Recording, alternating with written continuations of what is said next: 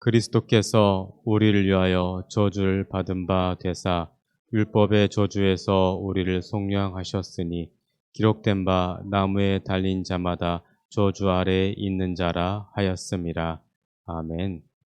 자, 우리가 읽은 이 갈라디아서 3장 13절의 한 절반 정도는 신명기에 나온 내용을 재인용한 것입니다. 나무에 매달린 자는 저주를 받았느니라. 신명기 21장 23절 말씀인데요. 자, 나무에 매달린 자는 다 저주를 받았다라는 그 모든 율법을 예수님께서는 십자가에서 다 이루셨습니다. 그렇기 때문에 예수님의 그 모든 것을 이루심으로 우리는 이제 진정한 자유가 얻게 된 것입니다. 자, 성경에서 가장 억울한 사람 누구일까요? 가장 억울한 사람, 예수님 빼고 아마 욥이지 않을까 싶습니다. 욥은 당대의 의인이었습니다. 어느 시대에 살았는가 하면 아마도 아브라함 시대에 살았던 걸로 추정되고 있습니다. 자, 정말 오래된 사람이죠. 동방의 의인이었는데 이 욥이 자신들을 위해서 자신의 가정을 위해서만 산 게 아니고 지역 사람들에게 많은 영향력을 끼쳤던 사람입니다. 많은 부자였고 많은 것을 가졌던 부자였고 또 하나님을 잘 믿는 사람이었습니다. 그가 혹시라도 처녀에게 눈이 갈까 봐 눈도 조심하였고 그리고 그 또 자녀들 위해서 늘 속죄 제도 드렸었고 예배도 많이 드렸던 그런 삶이었습니다. 그런데 어느 날 갑자기 그에게 질병이 찾아왔고 또 자녀들이 10명이란 자녀들이 다 죽게 되었고 또 그에게 있어서 자기가 사랑했던 그 아내 또한 자신을 배반한 일까지 생겼던 정말 억울함의 대명사가 바로 이 욥이죠. 욥은 자신의 죄 때문에 그의 어려움이 생겼던 게 아닙니다. 하나님께서 그에게 그 어려움을 겪게 했던 이유는 바로 시험을 통하여서 하나님을 더 잘 믿도록 하기 위함이었던 것이죠. 자, 이 욥의 이 고난, 욥의 고난은 장차 오실 그 그리스도의 그 고난에 대한 예표라라고 할 수 있습니다.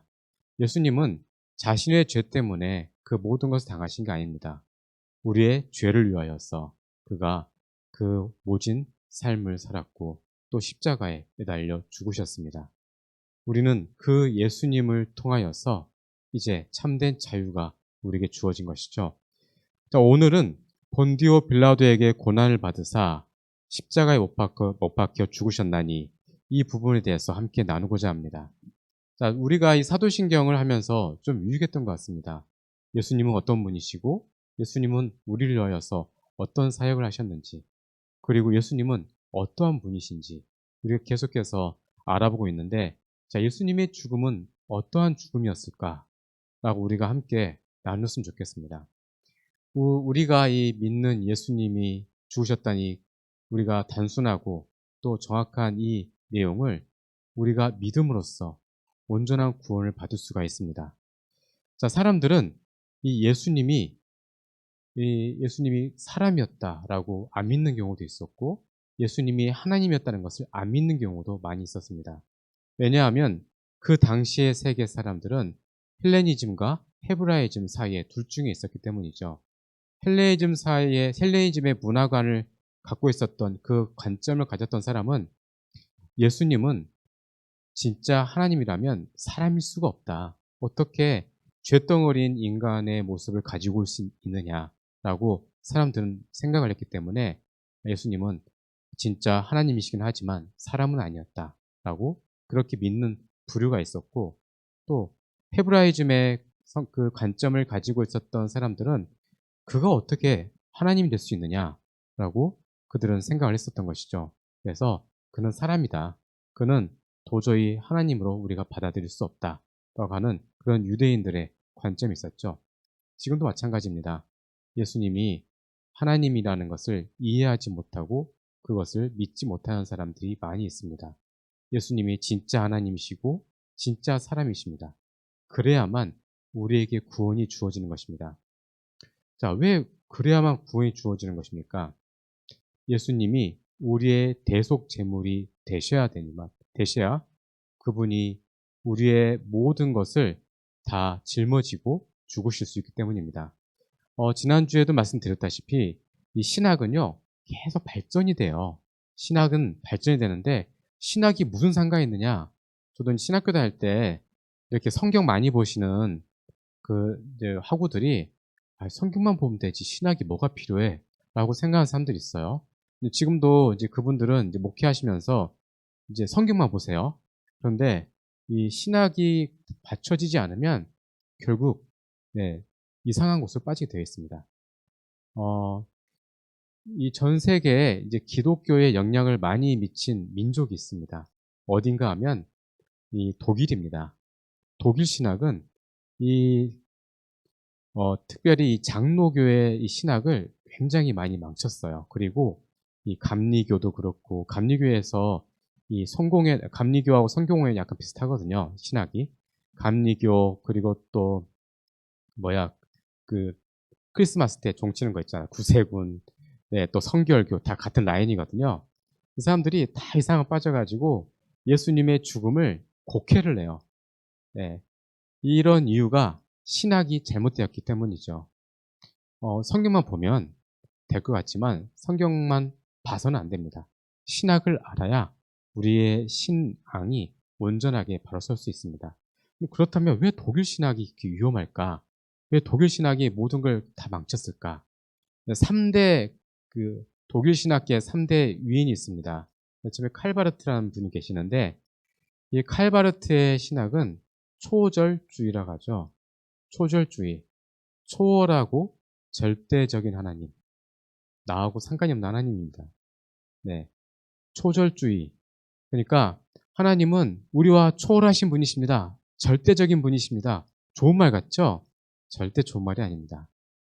왜냐하면 우리와 상관이 없기 때문이죠. 하나님은 우리의 아버지가 되어 주십니다. 믿으십니까? 우리의 신랑이 되어 주세요.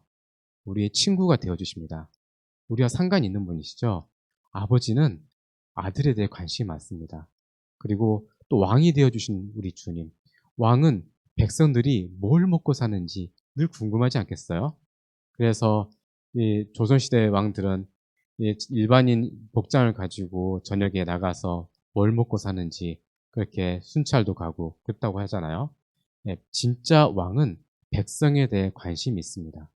그리고 또 신랑은 신부를 사랑하잖아요. 그래서 신부를 사랑하기 때문에 신부에 대해서 모든 것을 알고 싶어 해요. 설령 고멜과 같은 아내를 할지라도 품어주고 아껴주고 사랑하는 것이 진짜 참 신랑의 모습입니다. 그래서 우리하고는 늘 밀접한 관계에 있는 거예요.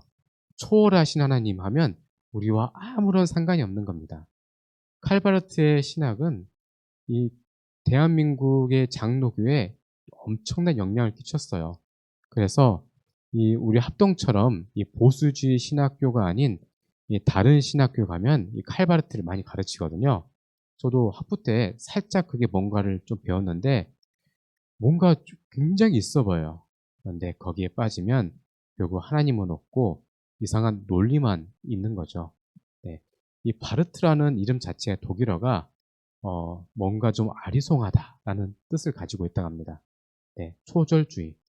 나와 상관이 없는 하나님. 자, 또 하나의 신학의 부류가 있는데 그게 바로 슐라이마어로 하는 사람이죠. 슐라이마어는 우리는 하나님을 의존하는 감정이 있어서 땡기는 뭔가가 있어서 하나님을 믿는 거다. 그래서 우리의 감정이 너무너무 중요하다.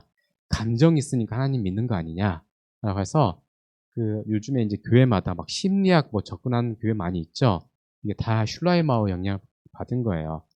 네, 심리학을 알아야 사람을 이해할 수 있다. 네, 이 심리학으로 접근해서 이 상담도 하고 여러 가지 것도 하는데 결국 독일 신학 영향을 받았다. 그러면 내 감정이 좀 안 좋다. 그러면 하나님과 나오는 멀리 떨어져 있는 그러한 분이 되는 거죠. 아니 같이 살고 있는 남편과 아내도 어쩌다가 기분 나쁠 수도 있고 그렇잖아요. 네, 살다 보면 오늘 너무 직장에서 피곤하고 시달려 가지고 피곤한데 이렇게 좀 예 그러다가 이게 또 아내가 무슨 얘기하면 또 마음 상할 때도 있고 그렇잖아요. 그런 마음 때문에 '내가 하나님 멀어졌나 보다.' 이런 생각 가질 수가 있다니까요. 그러니까 이게 무서운 겁니다, 독일 신학이라는 게. 또 삼위일체 하나님도 점점 이거를 안 배워요. 이제 감리교나 이쪽 자기들 아니라 하는데 내가 보니까 삼위일체 하나님을 안 믿어요. 왜냐하면 이 신학이 그렇게 가르치는 거예요. 특별히 몰트만이라는 사람은 이 한국을 대한민국을 굉장히 사랑해요. 최근에 그분 돌아가셨는데 몰트만이 한국 사람을 왜 좋아하냐면 이 통합 측에서는 유학을 그쪽으로 많이 가거든요. 몰트만 제자들이 굉장히 많아요, 대한민국에. 그래서 이 몰트만은 대한민국을 사랑한다 하더라고요. 그래야 자기 제자들이 많아야 뭐 이렇게 돈벌이 되니까 그런 거겠죠. 제가 그렇게 생각하고 있습니다. 어쨌든 왜 몰트만이 위험하냐? 몰트만이 쓴 책 중에 십자가에 매달린 하나님이라는 책이 있어요. 그러니까 여러분 누가 십자가에 매달리셨나요? 성부 하나님 매달리셨나요? 성자 하나님 매달리셨나요? 성자 하나님, 예수님 매달리셨죠. 이 바꿔놓는다니까요. 그러니까 삼위일체 하나님을 이게 바꿔놔요. 그러니까 아리송해요. 그쪽 동네는. 그러니까 신학이 중요해요. 그러니까 성경만 보면 좋죠. 그런데 분별할 수 없는 사람은 성경만 보면 이상한 곳으로 빠질 수밖에 없어요. 네. 그래서 이 특별히 사도신경 같은 거를 잘 염두에 두고 여러분들이 머릿속에 잘 새겨놔야 됩니다. 아, 그렇구나. 저거는 뭔가가 문제가 있구나.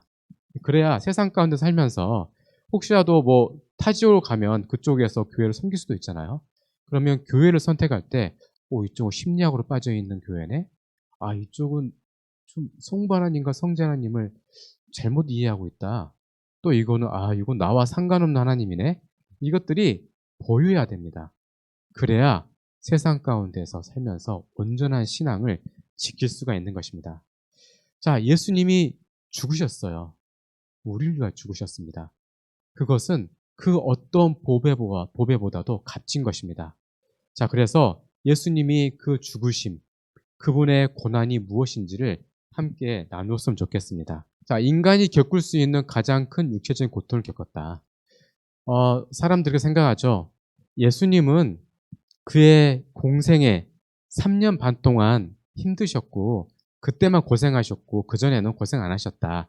라고 생각할 수 있지만, 아닙니다. 예수님은 어떤 분이세요? 하나님이십니다. 하나님이 우리와 똑같은 인간의 몸을 입고 이 땅에 오셨어요. 그래서 동정녀 마리아를 통하여서 나셨죠? 어디에 누우셨습니까? 네, 말 구유에 누우셨죠? 이것 자체가 고난이에요. 여러분, 예수님의 그 고난은, 예수님의 그 겸손은, 잘못했습니다. 뭐 이렇게 고개를 이렇게 숙이고, 막 이렇게 좀 아쉬운 소리하고 하는 게 예수님의 고난, 겸손이 아니에요. 하나님이 인간과 똑같이 되신 것 자체가 그게 바로 고난이고, 그게 바로 겸손이에요. 예수님은 단 한 번도 자신의 그것 뜻을 어떤 이익을 위하여서 고개를 숙인 적이 단 한 번도 없으세요. 그분은 참 진리이시기 때문에 그 언제 어디서나 늘 자신의 뜻을 이루기 위해서, 아버지의 뜻을 이루기 위해서 그렇게 늘 당당하게 사셨지 고개를 일부러 숙인 분이 아니십니다. 그분이 이 땅에 오신 것 자체가 고난이다. 그리고 또 이 말구에 누우셨잖아요. 그부터 해서 그가 어린 유년기 시절을 보내시고 또 그가 공생애를 시작하기 전까지 그의 삶 자체가 다 고난 자체였습니다. 그리고 나서 3년 반 동안 제자들과 함께 하나님의 나라를 선포하시면서 가르치시고 전도하시고 그리고 병든 자를 고치신 것. 이것이 다 고난의 연속이었고 그리고 그 고난의 가장 끝자락에 있을 때 가장 힘들었을 때가 바로 네, 십자가에 매달려 죽으심이었습니다. 자, 육체적인 고통을 많이 겪으셨죠. 예수님은 십자가에 매달리기 전에 채찍을 맞으셨어요. 패션 오브 크라이스트 다 기억나시죠? 네, 저도 이제 그거 보면서 저런 거구나 더 마음이 와닿더라고요. 이 가죽 채찍인데 끝에 동물뼈나 아니면 쇠조각 같은 게 끝에 박혀 있어가지고 이게 채찍을 이렇게 휘두르면 이게 몸에 박힌다고 그래요. 당기면 살점이 뜯기는 거죠. 그러면서 피가 나고 그리고 그 다음에 채찍을 맞으시고 나서 이 매를 맞으셨어요. 매를 때리는데 회초리 때린 게 아니고 거의 죽기 직전까지 맞는 거죠. 네, 이게 바로 예수님의 육체적인 고통이고 고난이었습니다. 이러한 것을 겪으신 다음에 그가 쓰러지셨어요. 그래서 구레네 사람 시몬이 대신 그 십자가를 짊어지고 왔잖아요. 거의 죽게 되었기 때문에 그런 거죠. 네, 십자가 형은 해야 되고, 그리고 이 예수님은 일어날 기력이 없으니까 이 구레네 사람 시몬을 통하여서, 흑인분이셨어요. 그분을 통하여서 나머지 길을 걷게 하신 거죠. 그만큼 그분은 육체적인 고통을 겪으셨다. 다음으로 인간이 겪을 수 있는 가장 최고의 정신적인 고통을 당하셨다.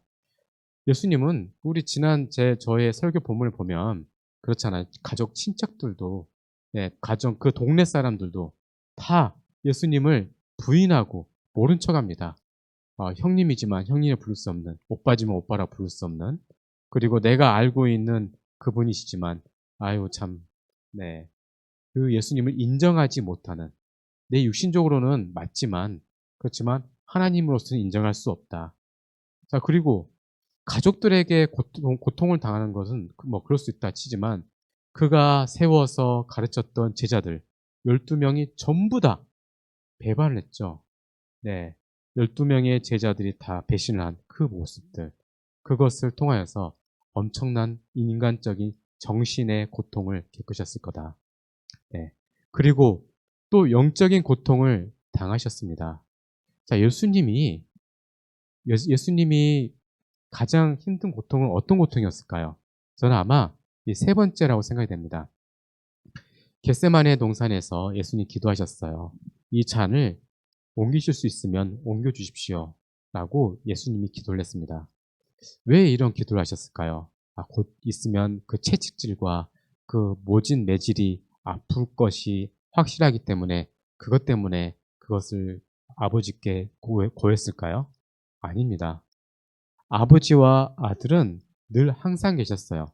아버지 안에 아들이 계셨고 아들 안에 아버지가 있는 그 영원한 시간 속에 함께 하신 그 친밀함, 그 예수님의 그 모든 것들은 아버지 것이었고 아버지의 모든 것은 다 예수님 것이었고, 이러한 이 떨어져 본 적이 없는 이 두 분이 떨어질 것이라는 그 고통, 이게 바로 예수님의 가장 심각한 고통이었습니다. 그 예수님이 그 모든 것을 다 아심에도 불구하고 이 땅에 오신 겁니다. 그래서 예수님의 고난은 너무나도 위대하다.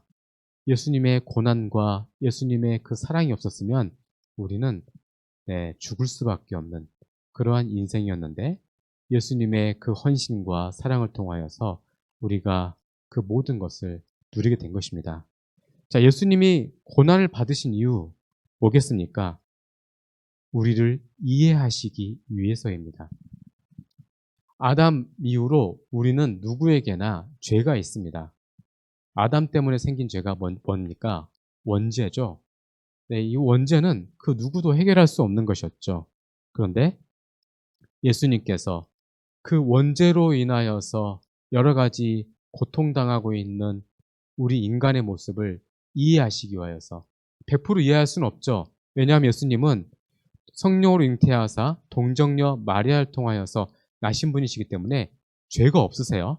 원죄 자체가 없는 분이신데 그 모든 것을 통하여서, 그의 삶을 통하여서 인간은 이런 고통을 당하는구나, 이것들을 이해하시게 된 것이죠. 그래서 우리를 이해하시기 위해서 고난을 받으셨다. 자, 여러분, 우리는 이게 너무나도 감사한 것입니다. 예수님이 그 고난을 겪으셨죠. 자, 다음으로 세 번째, 본디오 빌라도가 언급된 이유. 본디오 빌라도 씨는 아마도 지옥에서 늘 힘들 거예요. 전 세계 어느 교회든지 본디오 빌라도에게 고난을 받으사, 본디오 빌라도에게 고난을 받으사. 전 세계 교회에서 예배만 드렸다 하면 다 이 신앙 고백을 하니 지옥에서 얼마나 힘들겠습니까? 그런데 왜 사도신경에 본디오 빌라도를 기록을 했을까요? 여기에는 특별한 의미가 있습니다. AD 26년에서 36년, 주후 26년에서 36년에 이 빌라도는 유대 지방의 총독으로서 공무원 생활을 하셨어요. 공무원 생활을 한 사람은 네, 기록이 남겨져 있죠. 아마도 이태리의 어느 기관에 가면 본디오 빌라도가 공직 생활을 했다는 아마 기록이 있을 겁니다. 네, 이것은 누구도 부정하지 못할 것입니다. 그러면 본디오 빌라도가 공직 생활을 했다는 것이 밝혀지면 그 당시 때 본디오 빌라도가 자기 업무 일지를 썼을 거 아니에요. 업무 일지를 쓰면 오늘은 누구를 만났다. 오늘 예수를 만났다. 예수를 내가 욕을 냈다. 예수를 때렸다. 이 모든 것들이 기록이 남아있지 않겠습니까? 그 모든 것들이 정확하게 사실이라는 것을 증명하기 위해서 본디오 빌라도에게 고난을 받으사라고 정확하게 기록된 겁니다. 이 정확한 이유, 그게 바로 이유예요. 자, 그래서 본디오 빌라도는 아마도 지옥에서 매우 힘들어하고 있을 것입니다. 자, 네 번째로 예수님의 죽음의 독특성이 뭘까요? 자, 죽음은요, 죄의 값으로서 죽음이 오는 것이죠. 죄의 삭은 사망이죠. 그런데 예수님은 죄가 없는 분이세요. 그런데 죽으셨어요. 그러면 누구의 죄를 위해 죽었겠습니까? 우리의 죄를 위해 죽으신 거죠. 그러면 사람들이, 그러면 예수님이 자기 죄 때문에 죽었는지, 우리 죄 때문에 죽었는지 어떻게 알아요? 부활하셨잖아요. 부활하신 게 그 이유입니다. 예수님이 죄가 없이 죽었기 때문에 아무런 이유가 없는 거죠. 계속 죽음 가운데, 사망 가운데 있을 이유가 없는 거죠.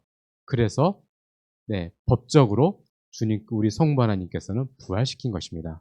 네, 그래서 법적으로 부활시키시고 법적으로 사탄과 죄와 사망과 저주와 사탄과 율법의 권세는 법적으로 다 정죄가 된 거죠. 네, 죄가 정죄되었고 사망이 정죄되었고 그리고 죄와 사망, 사탄이 정죄되었고 율법이 정죄가 되었습니다. 이제 우리는 율법이 우리를 압박하지 못하는 그러한 진정한 자유가 우리에게 주어진 것입니다. 여러분, 율법은 지금도 살아 있어요. 율법이 예수님이 오셨기 때문에 율법이 끝났다고 생각하면 성경 절반만 읽은 겁니다. 예수님을 안 믿는 사람은 지금도 율법이 유효합니다. 그렇기 때문에 아마 그분들은 죽으면 그 예수님의 보좌 심판 앞에서 그 자신의 그 죄에 대해서 율법에 의해서 율법의 근거로 인하여서 그 사탄의 기소가 되고 그리고 그것으로 인하여서 합법적으로 사망으로 둘째 사망으로 지옥으로 들어가야 되는 겁니다. 지옥에 들어가는 것도 합법적인 이유가 있으니까 둘째 사망에 들어가는 거고 영원한 지옥 형벌에 들어가는 겁니다. 그냥 너 예수님 안 믿었으니까 지옥 가가 아니고 다 이유가 있고 근거가 있고 그래서 다 둘째 사망에 가는 것이죠. 어쨌든 예수님의 죽음은 독특하다. 예수님은 죄가 없는 분이시다. 그럼 왜 죄가 없는 분일까요? 성령으로 잉태하사 동정녀 마리아를 통하여서 나셨기 때문입니다. 개는 개를 낳고 소는 소를 낳고 돼지는 돼지를 낳고 양은 양을 낳고 하나님이 하나님을 낳으셨다. 그래서 성령 잉태하시고 그리고 동정녀 마리아에게 남자와 동침하지 않았던 여자를 통하여서 나오신 예수님. 죄가 없는 분이시다. 네. 우린 이것을 믿는 거죠. 네. 다른 예수님을 믿는 게 아니라 바로 이 예수님 믿는 겁니다. 자, 다섯 번째. 그러면 십자가에 죽으신 이유가 진짜 뭐냐? 정말 이유가 뭐냐? 하면 십자가형은 본래 이 반역죄인들을 정죄하는 이 형벌입니다. 자, 인간이 무슨 죄를 지었습니까? 아담이 무슨 죄를 지었어요? 반역죄를 지었습니다. 네, 반역죄를, 하나님에 대한 반역죄를 지었습니다. 그것을 보여주게 한 것이죠. 결국 반역죄로 인하여 죄를 지은 사람은 이렇게 죽는 거다. 네. 수치와 조롱 가운데 그렇게 십자가에 죽으셨던 예수님. 십자가에 죽으신 예수님을 통하여서 그 당시 사람들이 이렇게 생각했을 것입니다. 너무 무섭다. 너무나도 끔찍하다. 난 저렇게 죽으면 안 되겠지. 라는 본보기가 되는 게 바로 십자가입니다. 예수님을 통하여서 죄로 인하여서 죽는 사람은 저렇게 고통을 당하는구나 라는 것을 본보기로 보여주기 위한 그러한 반역자의 형벌이었죠. 우리가 죄악 가운데 태어났습니다. 늘 죄를 짓고 하나님을 반역하며 살아갑니다. 그 반역자에 대한 형벌을 예수님께서 대신 지신 것입니다. 그리고 며칠 만에 살아나셨습니까? 3일 만에 다시 살아나셨습니다. 자, 예수님의 죽음이 신자들에게 주는 의미가 무엇일까? 우리에게는 많은 의미가 되죠. 자, 예수님이 죽으셨다 하는 것은 정말 우리에게 있어서 가장 큰 축복입니다. 예수님이 나를 위해서 나의 모든 죄와 사망과 저주와 사탄과 율법의 모든 권세를 예수님께서 대신 짊어지신 거예요. 정가라겠죠, 전가. 신학이 계속해서 발전되면서 처음에는 이 안셀름이라는 선생님이 이렇게 이야기했어요. 이 속전의 의미다, 십자가는. 속전의 의미이다. 그래서 노예를 돈 주고 사는 것처럼 우리를 돈 주고 사신 것과 마찬가지로 그렇게 그의 몸을 값을 주고 사셨다. 뭔가 좀 이해되지 않습니까? 우리는 이분을 이단하지는 않고 이분 때문에 이게 신학이 발전된 걸로 보고 있습니다. 그래서 이게 쭉 발전되다 보니까 우리가 잘 아는 루터와 칼빈을 통하여서 정가설이 나온 것이죠. 죄가 없는 분을 죄로 만드셔서 그분이 십자가에 매달려 죽으심으로, 즉 나무에 매달려 죽게 됨으로써 율법을 다 이루시고 그리고 나서 우리의 모든 죄와 사망과 저주와 사탄과 율법의 권세를 다 꺾으셨다. 우리의 모든 죄가 그분에게 전가되었다. 오늘 갈라디아서 나온 것처럼 13절 뭐라 나왔습니까?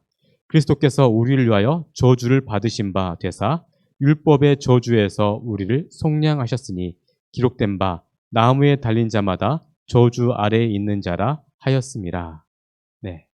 우리는 이것을 믿는 겁니다. 이 죄의 형벌을 대신해서 짊어지신 예수님. 자, 저번에 한번 말씀드린 적이 있는데, 우리 장로교는요, 제한 속죄라는 것을 믿습니다. 이게 뭐냐면, 예수님을 믿는 사람, 특별히 그 택함 받은 백성들만 구원받는 거예요. 믿으십니까? 우리 장로교는 그걸 믿어요. 이게 너무나도 이게 성경의 모든 것들을 잘 함축한 건데, 다른 교단에서는 이렇게 안 믿어요. 로마 카톨릭과 감리교와 그리고 독일에 있는 루터교는 어떻게 믿냐면 하나님은 모든 사람을 구원해 주셨습니다. 믿으십니까? 들어본 적 있지 않아요? 저 어렸을 때 맨날 들었는데 하나님은 모든 사람을 구원하셨습니다. 성경 다른 사람들 다른 목사님들 설교 들으면 하나님은 모든 사람을 구원해 주셨습니다. 하면 이 장로교 우리 합동측 교단에서 그 얘기하면 이제 신학을 좀 하다 만 거고 이게 아니면 이제 다른 교단이 되는 거예요. 이게 보편 속죄라는 거죠. 모든 사람이 구원을 받았다. 대신에 사람들이 그것을 받아들이지 않았기 때문에 그가 천국에 못 가는 거다. 이야기를 하는 거죠. 우린 이것을 안 믿습니다. 대신에 우리는 택함 받은 백성이 구원받는 것을 믿습니다. 믿으시나요? 이게 믿어져야 되는 거예요. 택함 받은 백성이 하나님의 자녀입니다. 그분의 작정과 경륜에 따라서 우리가 택함 받은 거예요. 혹시 작정과 경륜 들어보셨습니까? 작정이 뭐냐면 앞으로 세상이 어떻게 될 것인지 삼위일체 하나님 세 분이 한 몸 같은 세 분이 계획을 하셨어요. 자, 우리가 이때 창조를 하자. 자, 이때 우리가 이 김범정이라는 사람을 만들자. 그리고 자, 이때 무엇을 하자. 세상의 모든 것을 계획을 하셨어요. 계획을 하신 것을 작정이라 합니다. 내가 어렸을 때 어머니가 너 작정하고 너 혼낼 거야 라는 그 작정, 내가 널 계획하고 때릴 거야 뭐 그런 부모님들이 했던 그 작정, 이 작정이 그 작정입니다. 모든 것을 계획을 할 거다. 계획이 되었다. 그러면 경륜은 무엇인가 하면 하나님께서 삼위 하나님께서 앞으로 내가 이 한 영혼을 택할 것을 그것을 의논하신 거예요. 자, 세 분. 어떤 분입니까? 성부 하나님, 성자 하나님, 성령 하나님. 세 분이 한 영혼을 선택할 것을 의논을 하셨어요. 이것을 경륜이라고 합니다. 이해되십니까? 어려워요. 근데 한번 머리에다가 새겨놓고 나면 하나님의 경륜은 이것이구나. 하나님께서 영혼을 선택하시기 위해서 의논하셨구나. 그리고 하나님께서 앞으로 모든 것이 될 것을 작정을 하셨구나. 그래서 우리가 이 자리에 있는 겁니다. 그래서 우리는 택함받은 백성이죠. 우리는 택함받은 백성입니다. 모든 사람을 구원받은 게 아니고 하나님의 택함받은 백성만 구원받는 것입니다. 그 택함받은 백성은 뭐가 믿어질까요? 예수님이 나를 위해서 죽으시고 부활하셨다는 것이 믿어져요. 믿어지십니까? 이게 그 증거예요. 택함받은 백성이라는 것은 이렇게 믿어지는 거예요. 성경에 보면 이해되지 않는 부분이, 그러니까 인간적으로 아무리 생각해도 이해되지 않는 부분이 너무나 많이 있어요. 그 중에 가장 어려운 것이 어떤 것입니까? 동정녀 마리아에게 나신 것을 어떻게 믿겠습니까? 이거 믿어지는 거예요. 그렇죠? 여러분, 성경은 우리가 이해하려고 해서 이해되는 게 아닙니다. 택함받은 백성은 성령 하나님께서, 우리 안에 계신 성령 하나님께서 읽고, 이게 진짜구나. 이거는 하나님의 말씀이 맞아. 하면서 이해되도록 하시는 거예요. 이 초대교회 때 성경이 이 66권이 결정되는데 큰 어려움이 없었어요. 어떤 이제 학자들은 이게 진짜 그 당시 때 엄청난 싸움이 있었다. 초대교회 이 구약 39권 그리고 신약 27권이 정경이 되는 데는 그 당시 때 엄청난 토론이 있었다. 아니요. 토론 거의 없었어요. 누가 봐도 성경은 성경이에요. 그냥. 왜? 읽으면 믿어지니까요. 이게 성경의 신비입니다. 성경은 한 사람, 그 기록하는 사람을 통하여서 1.1획도 실수가 없이 그렇게 그의 모든 필체를 통하여서, 인간의 사람의 필체를 통하여서 하나님이 계획하신 것들, 그 모든 것들을 정확하게 기록할 수 있도록 하였기 때문에 그 어떤 것도 오류가 없습니다. 오류라고 생각했던 것은 자기의 착각이에요. 모든 것은 오류가 없이 우리의 마음속에 믿어집니다. 예수님의 십자가 죽음도 마찬가지예요. 예수님의 십자가 죽음에는 그 어떤 것도 인간적인 것들이 들어가지 않았습니다. 100% 성부 하나님이 계획하신 것이고 성자 하나님이 그의 삶을 통하여서, 그의 죽으심을 통하여서 아버지의 모든 계획을 다 이루셨습니다. 믿으십니까? 믿어지면 되는 겁니다. 제자들은 처음에 이해하지 못했습니다. 왜 우리 스승이, 그 능력 많으시고 그렇게 하나님의 말씀을 잘 가르치신 분이 어떻게 십자가에서 죽을 수 있나 이해하지 못했습니다. 그런데 그가 예수님께서 부활하신 이후에 비로소 이해가 된 것이죠. 부활함을 통하여서 우리가 죄인이 아닌 의인이 되었구나. 나는 이제 지금까지 죄인이었으나 예수님의 그 공로를 통하여서 내가 의인이 되었구나라는 것을 제자들이 비로소 깨닫게 된 것입니다. 이게 바로 하나님의 은혜이죠. 죽으심과 부활하심. 이것을 통하여서 우리의 모든 죄값이 다 용서가 되었습니다. 대속하신 거죠. 자, 구원이라는 단어가 있어요. 구원이라는 단어에 헬라어로 뭐라 하냐면 소테리아라고 합니다. 소테리아. 소테리아는 물에서 건짐을 받는 거예요. 물에서 건짐 받는 것.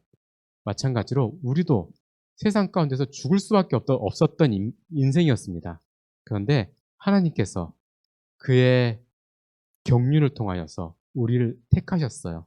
그래서 죽어가는 많은 인간들 중에 그 중에 저를 택하셨고 여러분들 한 사람 한 사람 택해 주셔서 이 자리에 앉게 해주셨고 교회 공동체로 만들어 주셨습니다. 네, 이게 바로 은혜이죠. 우리는 세상 가운데 살면서 이 십자가의 은혜를 절대 잊어서는 안 됩니다. 이게 바로 하나님의 은혜이기 때문이죠. 전에는 우리가 여러분이 믿든 믿지 않든 우리는 사탄의 자녀였습니다. 사탄의 자녀였으나 이제는 하나님의 자녀가 된 것이죠. 로마서 6장 6절 말씀에 우리가 알거니와 우리의 옛사람이 예수와 함께 십자가에 못 박힌 것은 죄의 몸이 죽어 다시는 우리가 죄에게 종노릇하지 아니하려 함이니. 그렇습니다. 더 이상 우리는 죄의 종노릇하지 아니하고 하나님의 자녀로서 의의 종으로서 그렇게 살게 되었습니다. 여러분들은 이제 주님이 십자가에 매달리셨을 때 같이 거기에 매달린 자가 되었습니다. 믿으십니까? 주님과 함께 십자가에 매달려 죽으셨고 주님과 함께 부활하셨습니다. 그게 바로 세례이죠. 물속에 들어갈 때 내가 주님과 함께 죽었습니다. 물속에 나올 때 내가 주님과 함께 다시 살아났습니다. 예수님은 부활의 첫 열매이십니다. 첫 열매라는 것은 모든 것을 포함한다고 말씀드렸죠. 모든 것을 포함합니다. 모든 열매를 포함하는 게 첫 열매인데 첫 열매이신 예수님께서 그의 택함 받은 백성들을 이것을 잊게 하셨습니다. 왜냐하면 우리가 그분의 십자가에 함께 죽었기 때문입니다. 십자가에 함께 죽었고 십자가의 죽음 이후에 주님의 부활과 함께 다시 우리가 살아났기 때문입니다. 이것을 믿음으로 우리는 이 땅에 살아갑니다. 본디오 빌라도에게 고난을 받으사 십자가에 못 박혀 죽으셨나니 이것을 우리가 믿습니다. 여기에 많은 것들이 포함되어 있었죠. 역사적인 것도 포함되어 있었고 영적인 것도 포함되어 있었고 신학적인 것도 포함되어 있습니다. 그리고 우리가 조심해야 될 것들도 우리는 함께 나누었습니다.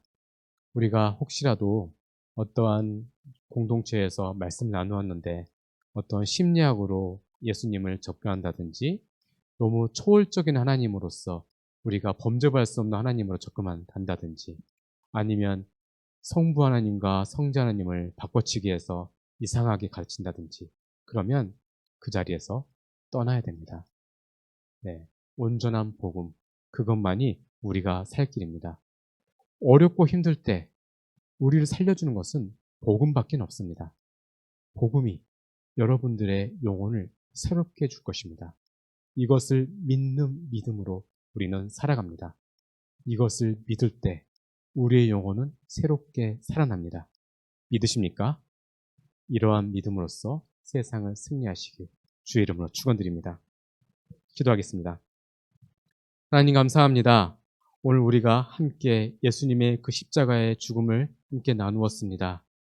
이것을 통하여서 우리가 다시 우리의 영혼이 새로 회복됨을 믿습니다. 세상 가운데 살면서 세상의 잘못된 이론에 우리가 빠지지 않게 해주시옵시고 온전한 복음 안에서 건강한 신앙생활을 할 수 있게 해주시옵시고 주님을 온전하게 바로 볼 수 있는 그러한 믿음의 눈을 늘 우리에게 허락하여 주시옵소서. 아버지 하나님, 우리는 부족합니다. 늘 우리를 강건케 해주시옵시고 늘 주님의 그 영원한 나라로 우리를 인도해 주시옵소서. 감사드리며 예수님 이름으로 기도드렸습니다. 아멘.